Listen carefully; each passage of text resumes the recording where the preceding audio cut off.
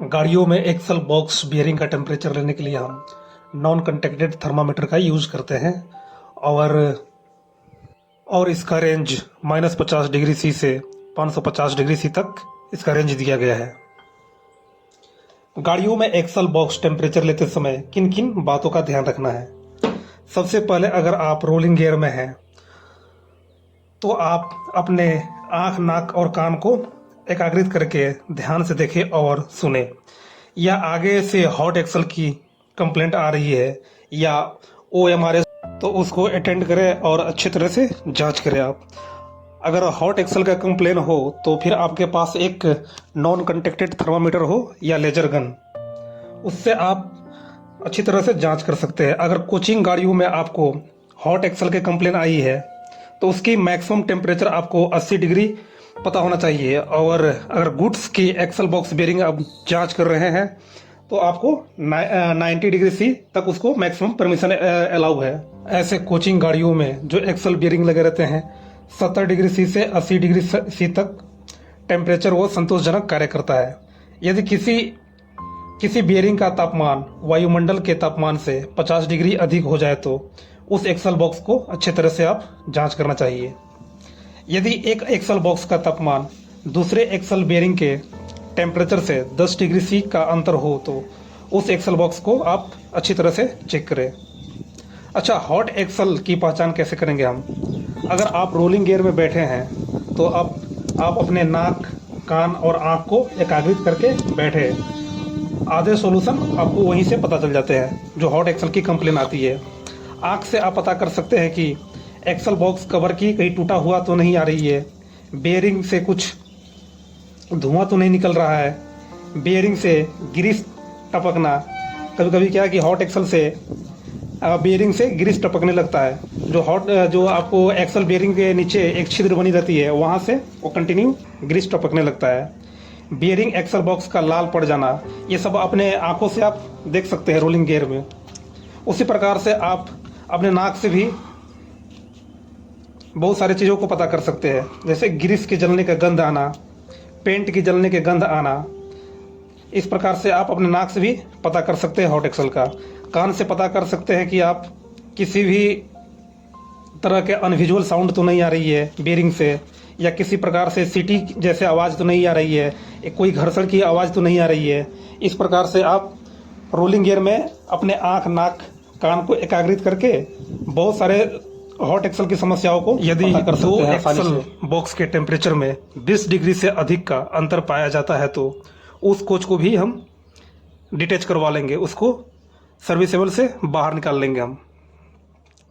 अगर यह टेम्परेचर आपको 65 डिग्री सी से 80 डिग्री सी के बीच में हो तो हम एक स्कॉटिंग स्टाफ को अगले स्टेशन तक भेजेंगे और फिर वहां जाकर उसको हम टेम्परेचर से जांच करेंगे, टेम्परेचर गन से जांच करेंगे। अगर यही टेम्परेचर आपको 120 डिग्री सी से 140 डिग्री सी हो जाए तो जो एक्सल बॉक्स है पूरी तरह से गर्म हो जाएगा। अगर यही टेम्परेचर 140 डिग्री सी से 160 डिग्री सी हो जाए तो ग्रीस पिघलकर बाहर निकलने लगती है। अक्सर हॉट एक्सल की जो घटनाएं होती है आपको इसी स्टेज पे पता चलती है, 140 डिग्री और 160 डिग्री के बीच में। उस समय क्या होती है कि हॉट एक्सल से धुआं भी निकलने लगता है और ग्रीस जो पिघलकर बाहर भी निकलने लगती है। अगर यही टेम्परेचर आपको 160 डिग्री सी से 190 डिग्री सी हो जाए तो पूरे एक्सल से धुआं निकलने लगती है और जलने लगती है। अच्छा, हॉट एक्सल होने के कारण क्या क्या हो सकता है? हॉट एक्सल होने के कारण बहुत सारे रीजन है हॉट एक्सल होने का। अगर बियरिंग के अंदर कोई पार्ट्स अगर टूट जाता है तभी हॉट एक्सल होने के कारण बनती है। अगर यही ग्रीस की मात्रा, जो बियरिंग में ग्रीस की मात्रा लगाई जाती है, अगर उसमें भी ग्रीस की मात्रा कम हो या ग्रीस की क्वालिटी अच्छी नहीं हो तभी हॉट एक्सल होने की कारण बन सकती है। ग्रीस के अंदर अगर धूल मिट्टी चली जाती है तो एक घर्षण के कारण भी वो जो ग्रीस है गर्म होने लगती है, जिसके कारण भी हॉट एक्सल होने की पूरी चांस हो जाती है। अगर उस कोच में वेल्डिंग की कार्य हो रही है, अगर अर्थिंग जो सही से नहीं लगाया गया है तो उसकी प्रभाव आपको बेरिंग पे पड़ती है, जिसके कारण बेरिंग क्षतिग्रस्त हो जाती है। उसके कारण भी आपको हॉट एक्सल हो सकती है। बियरिंग में जंग लग जाना या बियरिंग सीज हो जाना। बहुत दिन से क्या क्या गाड़ियाँ की कभी चलती नहीं है, किसी कारणवश वो कोच रुकी रहती है, पड़ी रहती है, तो उसके चलते भी बेयरिंग क्या क्या सीज हो जाती है, तो उस समय भी आपको हॉट एक्सल होने की चांस हो जाती है। व्हील में अधिक फ्लैट टायर या सेलिंग मार्क हो जाना।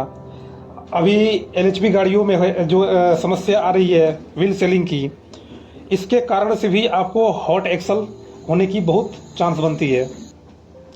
आईसीएफ आरसीएफ कोच में एक्सल बॉक्स को अधिक तिरछा हो जाने के कारण से भी आपको हॉट एक्सल हो जाती है।